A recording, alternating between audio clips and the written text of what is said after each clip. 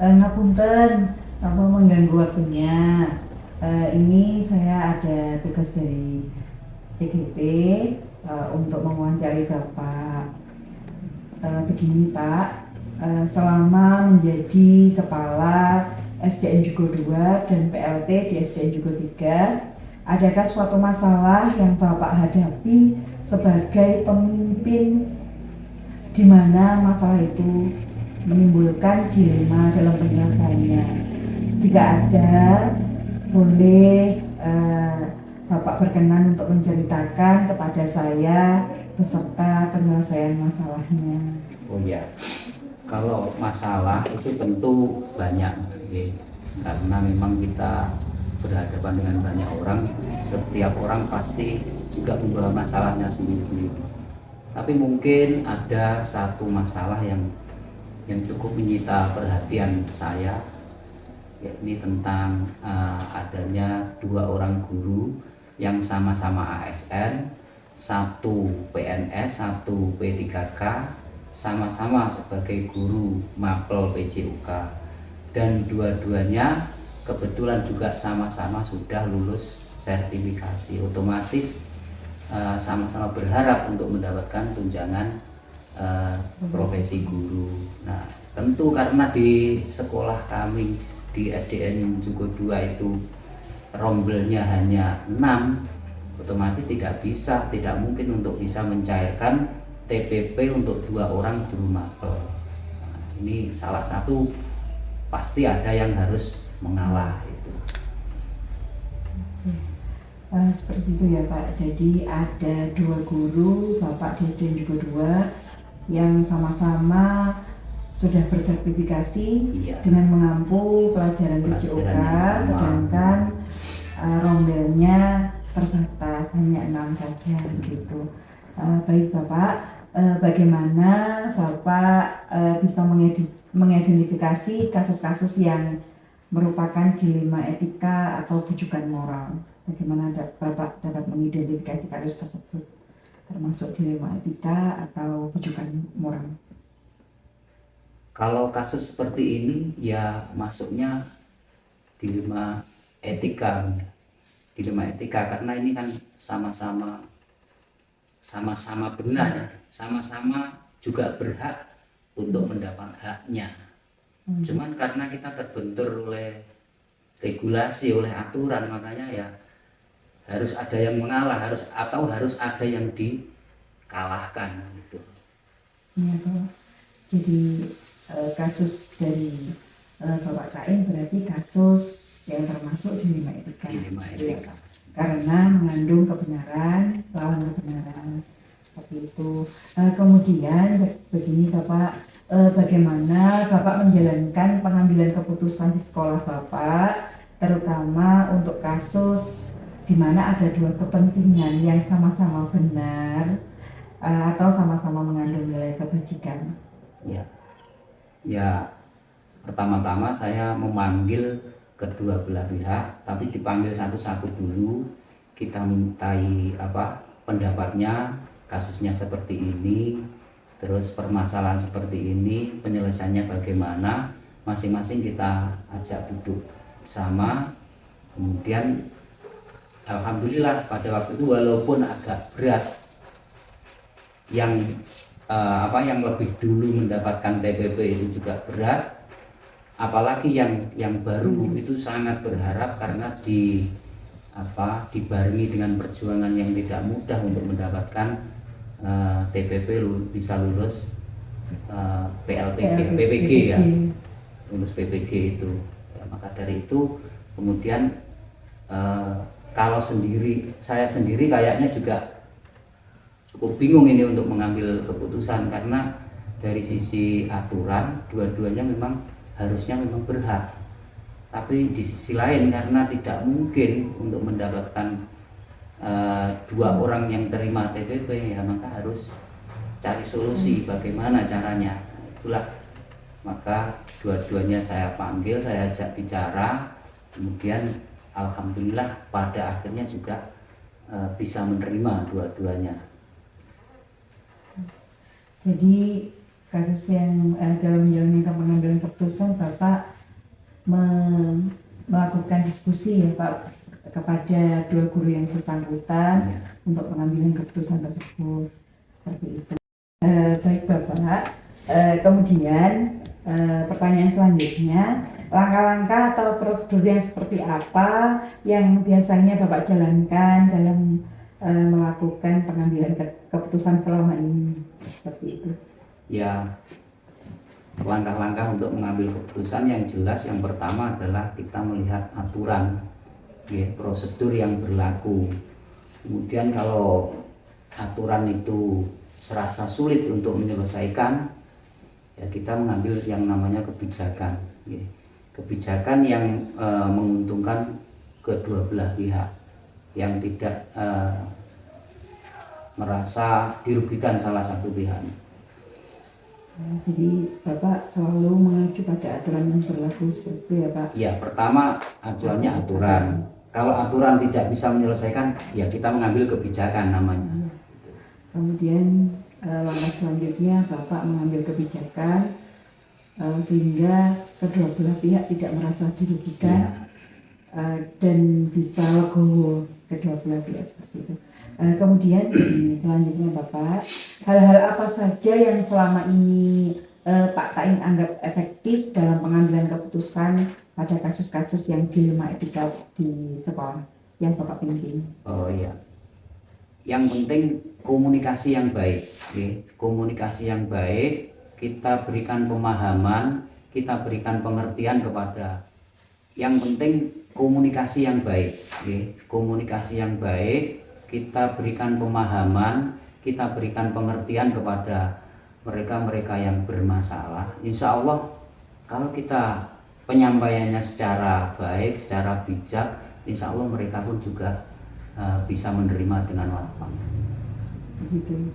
Jadi Bapak dalam langkah yang efektif itu melakukan kolaborasi ya Pak, kolaborasi, kemudian komunikasi dengan guru, komunikasi yang baik tentunya akan bisa diterima dengan baik pula seperti itu. Pertanyaan selanjutnya, hal-hal apa saja yang selama ini Pak Taing lakukan dan yang merupakan tantangan dalam pengambilan keputusan pada kasus-kasus dilema etika di sekolah yang Bapak pimpin? Ya, tantangannya yaitu bagaimana bisa menyadarkan atau membuat legowo orang itu tidak semudah tidak semudah membalikkan telapak tangan. Itu juga harus komunikasi yang intens. Kemudian tidak cukup 1-2 kali kita ajak bicara, itu juga lumayan alot juga. Pada akhirnya kita bisa mendapatkan pemahaman yang kita inginkan. Itu tidak mudah itu memang. Jadi tantangannya yaitu tadi komunikasi. Dengan komunikasi, iya. Membuat sadar diri, menyadarkan si pihak tersebut bahwa kondisinya seperti ini dan keputusannya yang terbaik seperti ini, seperti itu Pak. Nah, kemudian dalam apakah Bapak memiliki sebuah jadwal tertentu dalam sebuah penyelesaian kasus dilema, ataukah Bapak langsung menyelesaikan di tempat atau memiliki sebuah jadwal yang untuk menyelesaikannya? Jadi kalau misalkan ada kasus dilema, Bapak langsung pada saat itu di tempat itu diselesaikan, atau mempunyai jadwal tersendiri dalam bentuk prosedur atau bagaimana Pak? Ya, biasanya spontan. Begitu ada permasalahan ya langsung. Cuman kan tidak selesai saat itu juga. Nah, ini butuh tahapan-tahapan yang yang membutuhkan waktu tidak hanya sekali 2 kali, dan itu juga harus membutuhkan pemikiran yang agak lumayan menguras pikiran bagaimana bisa menyelesaikan permasalahan tersebut. Kalau jadwal tertulisnya tidak, cuman ya spontan, cuman ya nggak sekali jadi gitu. Berarti Bapak dalam menyelesaikan masalah ini Bapak spontan, misalkan ada masalah Bapak langsung komunikasikan dengan yang bersangkutan, tetapi nanti hasilnya tidak sekaligus hari itu, bertahap gitu ya Pak ya. Tapi untuk jadwal tidak tertulis. Sikon menyampaikan situasi kondisi. Kemudian Pak, adakah seseorang atau faktor-faktor yang yang selama ini mempermudah atau membantu Bapak Taim dalam mengambil keputusan dalam kasus-kasus dilema yang ada di sekolah Bapak? Ya ada, untuk kasus ini pada endingnya saya juga tidak bekerja sendiri. Ini saya dibantu oleh Ibu Korwil, Bu Juwarti, karena bagaimana ya, kalau saya sendiri mungkin ada rasa nggak enak dari salah satu pihak, tapi kalau ada Bu Korwil, insya Allah agak lebih bisa menerima daripada keputusan itu saya ambil sendiri gitu. Jadi tetap berkolaborasi dengan pemangku kepentingan yang lain seperti pengawas gitu ya Pak. Iya, seperti itu. Yang terakhir Pak dari yang semua yang telah Panjenengan sampaikan, pelajaran apa Pak yang dapat Panjenengan petik dari pengalaman Panjenengan dalam mengambil keputusan dilema etika? Dengan adanya kasus ini, secara pribadi saya menganggap ini saya ditantang untuk belajar untuk lebih bersikap bijaksana, ya. Karena memang untuk menjadi bijaksana itu enggak mudah ternyata gitu. Jadi itulah yang belum saya alami sebelumnya belum pernah saya alami, baru kali ini, sehingga dengan munculnya kasus itu membuat saya semakin tertantang untuk bisa mengambil suatu keputusan walaupun itu sulit, dan keputusan itu harus bijak, harus bijak. Jadi pengambilan keputusan itu harus bijak dan harus mempertimbangkan banyak hal, tidak boleh tidak merugikan satu dengan yang lainnya, semuanya legowo, seperti itu ya Pak. Terima kasih banyak Bapak Taim sudah meluangkan waktu untuk wawancara kali ini mengenai pengambilan keputusan yang Bapak ambil sebagai pemimpin pembelajaran di 2 SD ya Pak, SDN juga 2 dan sebagai PLT di SDN juga 3. Terima kasih banyak Bapak Taim. Semoga Bapak selalu diberi kesehatan, amin. Selalu dilimpahkan rezekinya Pak dalam melaksanakan tugas mengemban pemimpin pembelajaran. Amin. Terima kasih banyak Bapak Taim. Sama-sama. Semoga apa yang saya sampaikan ini dapat membantu Bu Melinda untuk kedepannya untuk menyelesaikan tugas-tugasnya. Terima kasih Pak. Sama-sama. Assalamualaikum Bu Siti Zubaida. Waalaikumsalam warahmatullahi wabarakatuh. Bu Melinda. Mohon maaf Bu, mohon mengganggu waktu Bu Zubaida. Dan saya ucapkan terima kasih telah meluangkan waktu untuk diwawancarai. Jadi begini Bu, selama Ibu menjadi kepala sekolah SDN Jugo 1, adakah suatu masalah yang Ibu pernah hadapi di mana Ibu sebagai pemimpin tersebut dan masalah tersebut itu menimbulkan dilema dalam penyelesaiannya, seperti itu. Jika ada, boleh tidak Ibu berkenan menceritakan kepada saya beserta cara penyelesaian masalah tersebut. Terima kasih Bu Melinda sudah berkenan hadir di SD Jugo 1 sekaligus silaturahmi ya Bu ya. Silaturahmi inilah seperti ini kondisi SD Jugo 1, ruangannya seperti ini, anak-anaknya juga lumayan banyak, jadi agak ramai sedikit, gak apa-apa ya Bu ya? Tidak apa-apa Bu. Oke Bu, ini ya Kalau masalah itu saya kira di mana pasti ada. Dan termasuk di sini, termasuk di SD Negeri 1 juga ada masalah. Sebenarnya masalah ada, namun ya tinggal kita bagaimana menyikapi masalah itu. Masalah itu bisa kita jadikan masalah atau tidak. Mungkin kalau untuk permasalahan yang pernah saya hadapi dan untuk serius, saya ceritakan. Iya Bu. Saya ceritakan begini, saya kan baru 1 tahun, jadi mulai 2022 bulan Maret, jadi sampai sekarang 1 tahun. Awal saya masuk ke sini, saya ada sedikit hal yang menurut saya aneh karena saya sebelumnya tidak pernah melihat hal itu. Kebiasaan anak-anak, terutama anak laki-laki di Melinda ya. Beberapa hari saya ke sini, saya kan otomatis survei belakang, di samping.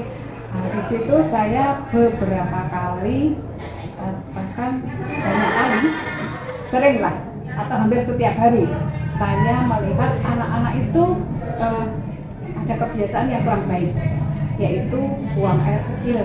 Anak laki-laki buang air kecil itu di belakang kelas.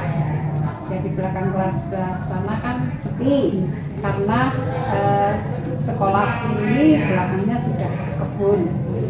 Sepi, terus anak laki-laki orangnya ke sana mau kemana? Pipis. Nah, ternyata dia di belakang kelas 1, di belakang perumahan, bahkan di sebelah timur sana. Kemudian saya berbicara dengan beliau, Bapak Guru Agama. Kenapa saya berbicara dengan Bapak Guru Agama? Karena kan ada kaitannya dengan pendidikan agama juga, dengan pendidikan jasmani juga, kesehatan dan ibadah.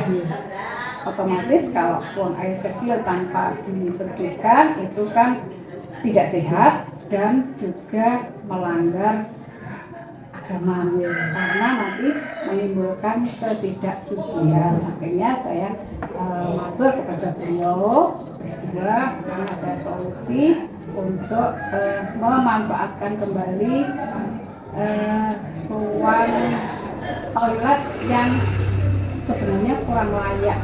Kenapa kurang layak? Karena jumlahnya hanya 1, sementara kita siswanya ada 160 lebih. Jadi tidak layak lah. Dan kondisinya pun juga mengkhawatirkan karena ruangannya sudah berbahaya. Nah, di samping itu saya juga berusaha untuk mencari jalan bagaimana supaya kita nanti mendapatkan kamar kecil yang layak dan cukup memadai untuk semua anak. Akhirnya saya di sini 2 bulan, saya sudah mencoba untuk konsultasi ke senior-senior, kemudian saya juga konsultasi ke pengawas, dan saya juga langsung konsultasi ke dinas yang ada di Satpras. Akhirnya saya disarankan untuk membuat proposal untuk pengajuan rehab dan pembangunan anak kecil ini. Nah, untuk sebenarnya ada 2 di belakang, tapi sudah tidak bisa dipakai rusak total. Akhirnya rehab dan pembangunan karena memang hanya 2, jadi tidak bisa. Alhamdulillah pada bulan kemarin ya, 3 bulan yang laluan lah, sudah disurvei dari dinas, dan insya Allah kalau menurut saya 90% sudah di ACC untuk rehabnya. Terus kemudian untuk pembangunan yang barunya, kemarin saya juga sudah konsultasi ulang, insya Allah juga di ACC lagi. Jadi nanti 2024 akan direhabkan 2 yang rusak dan akan dibangunkan 1 paket toilet yang isinya ada 4 unit. Mohon doanya, jadi mudah-mudahan tahun depan sudah bisa. Nah di samping itu juga kemarin airnya karena toilet yang itu tidak difungsikan karena juga airnya terkendala, sering sekali mati karena kita ikut yang dari aliran dari atas ini dari sumber itu sering mati. Kalau sudah mati ya sudah tidak ada air sama sekali kan. Terus akhirnya kemarin bersama Bapak Ibu guru yang lainnya semuanya bekerja sama mencari solusi bagaimana supaya airnya bisa lancar terus. Akhirnya kita juga sudah buatkan tandon air kerjasama juga dengan bendahara otomatis sehingga bisa mengalokasikan dana BOS untuk pengadaan tandon air. Alhamdulillah untuk ini 1 bulan ini air sudah lancar. Kalau airnya mati kita sudah punya cadangan di tandon gitu.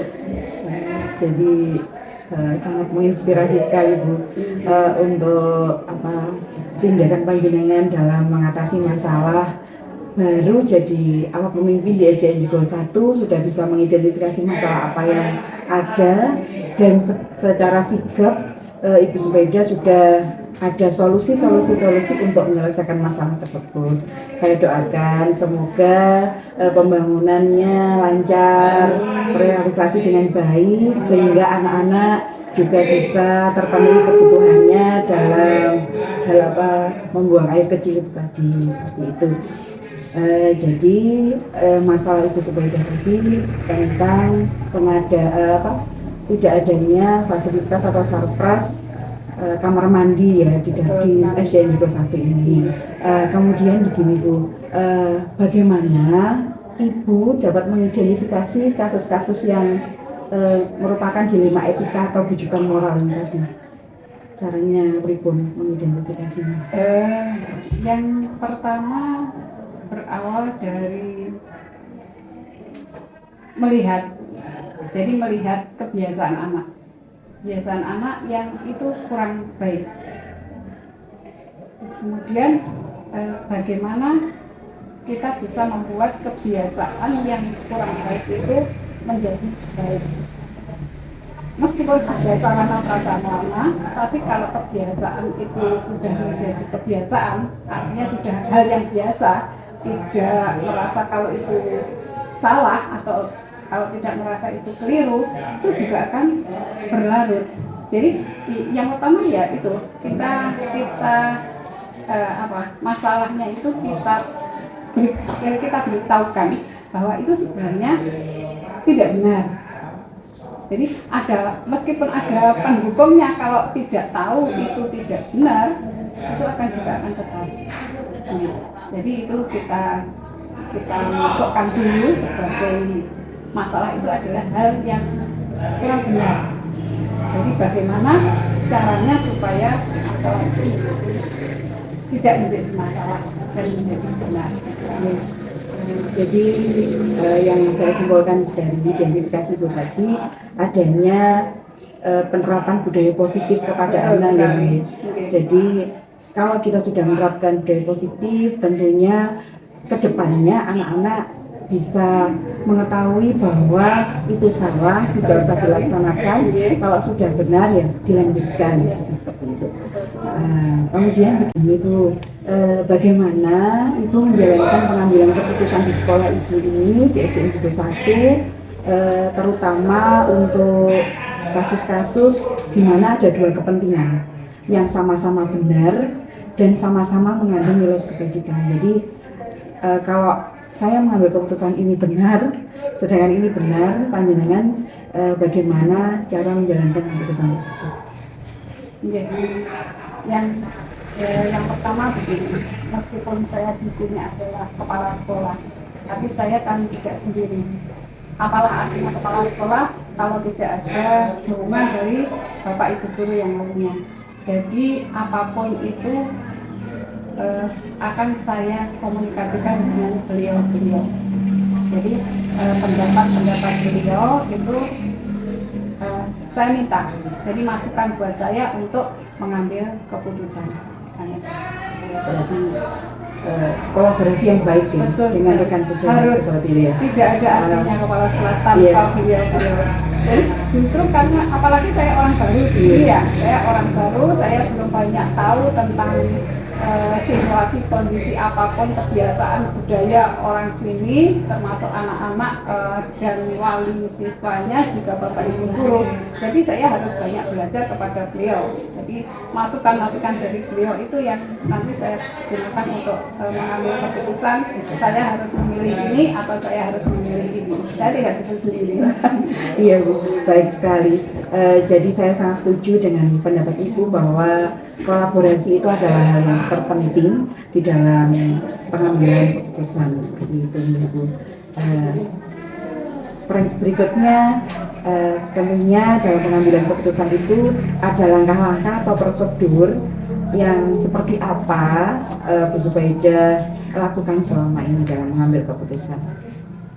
Iya. Yang pertama komunikasi tadi ya Bu ya. Iya.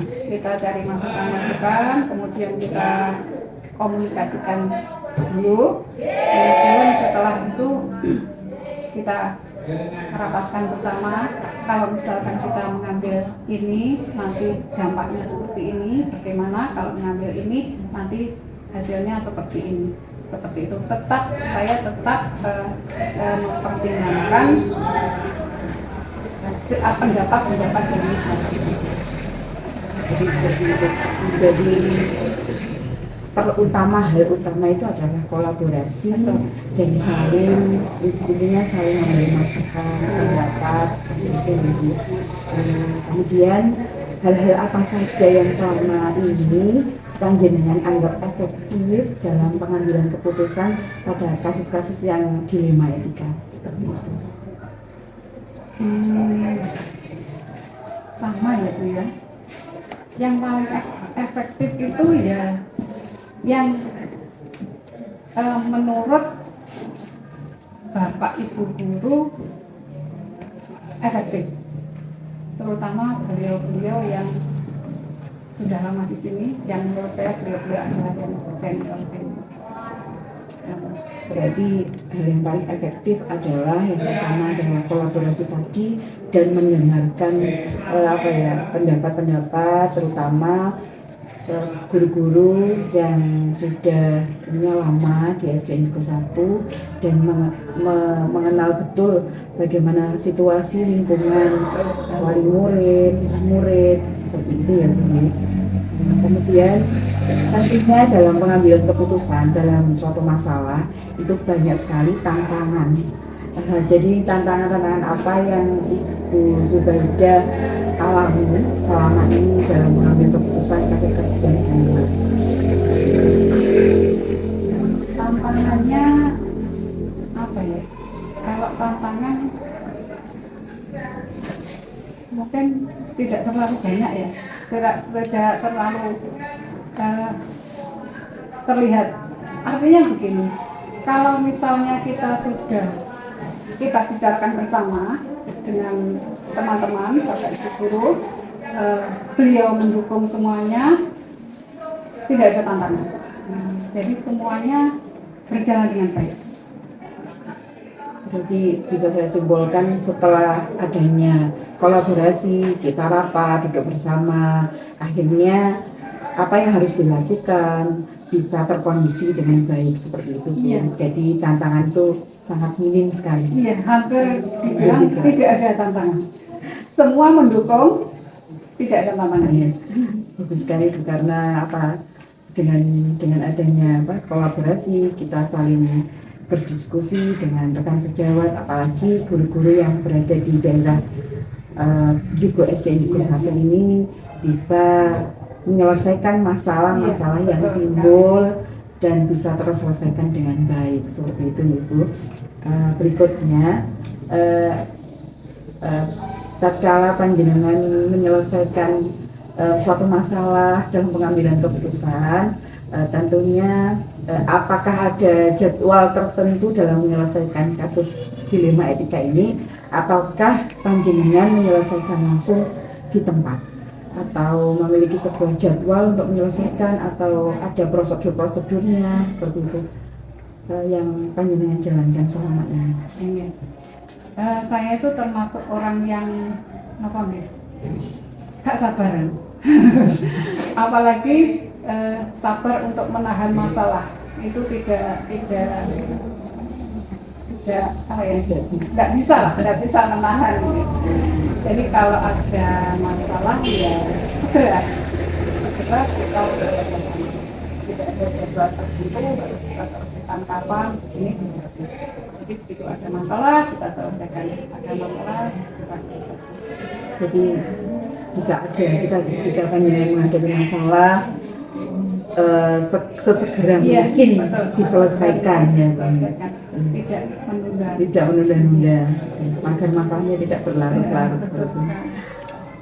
Kemudian adakah seseorang atau faktor-faktor apa yang selama ini bisa mempermudah panjenengan dalam membantu pengambilan keputusan dalam kasus-kasus dilema yang ada di SDN Negeri 1? Yang pertama Bapak Ibu sangat mendukung.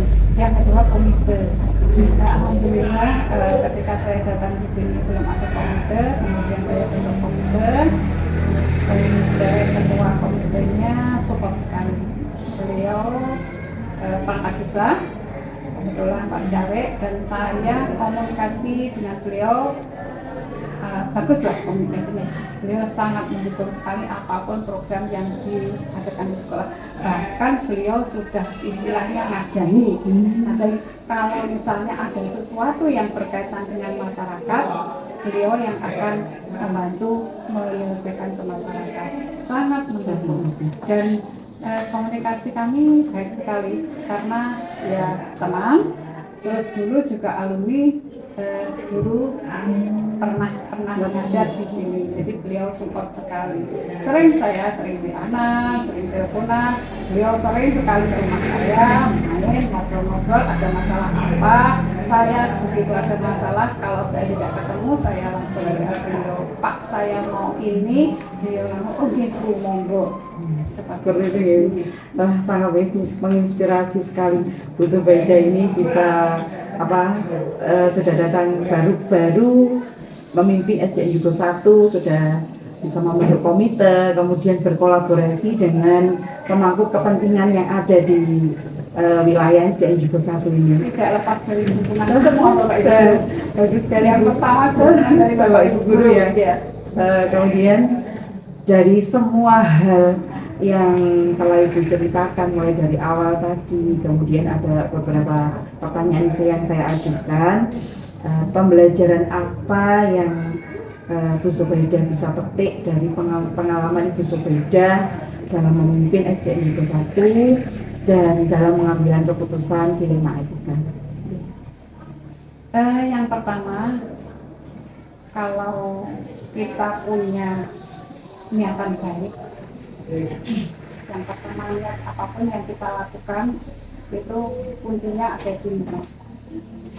Kalau niat kita baik, niat kita ikhlas, niat kita sungguh-sungguh, insya Allah akan ada jalan yang mudah untuk mencapainya. Yang kedua, komunikasi. Jadi apapun keinginan kita, harapan kita, kemauan kita, kalau kita komunikasikan, itu dengan kerjasama. Komunikasi itu penting sekali, menurut saya penting sekali. Apapun yang kita tahan, tidak ada orang yang tahu. Tapi kalau sudah kita komunikasikan, yang semuanya aman. Dan itu saya rasa komunikasi itu akan meringankan apapun yang menjadi beban kita, apa yang menjadi angan-angan kita, apa yang menjadi harapan kita, itu sangat membantu untuk tercapai dan terwujudnya harapan, angan-angan dan keinginan kita. Kuncinya seperti tadi, kolaborasi. Baik Bu Zubaida. Saya juga menambah pengalaman saya dalam tadi berbincang dengan Ibu bahwa niat yang baik akan berimbas baik pula terutama pada kita sendiri ya Bu ya. Kemudian di penghujung pertanyaan, Tentunya Bu Zubaida sudah menyampaikan mulai dari awal permasalahannya, kemudian sudah menjawab beberapa pertanyaan dari saya. Dari situ pembelajaran apa yang bisa panjenengan petik dari pengalaman Bu Zubaida dalam memimpin SDN 1 dan dalam mengambil keputusan yang berdirinya. Yang pertama adalah niat ya, jadi niat. Kalau niat kita baik, kemudian kita jalankan dengan ikhlas, semuanya akan berjalan dengan baik. Kenapa? Karena apapun beratnya permasalahan seberat apapun, kalau kita merasa enjoy, kita merasa ikhlas, kita merasa santai, itu akan terasa ringan. Kita bisa menikmati dan kita yakin dimanapun kan ada masalah. Nah, masalah harus kita selesaikan dengan itu ikhlas. Kemudian yang berikutnya adalah komunikasi. Karena di sekolah itu tidak sendiri saya, ada bapak ibu guru, yang bapak ibu guru itu semuanya mendukung. Jadi apapun permasalahan, apapun dilema itu saya komunikasikan kepada beliau. Kenapa? Karena dengan komunikasi beliau tahu permasalahan, beliau akan punya ide-ide untuk menyelesaikan masalah itu. Nah, itu yang akan meringankan permasalahan. Di samping komunikasi, dengan komunikasi kita juga bisa menjalin kerjasama.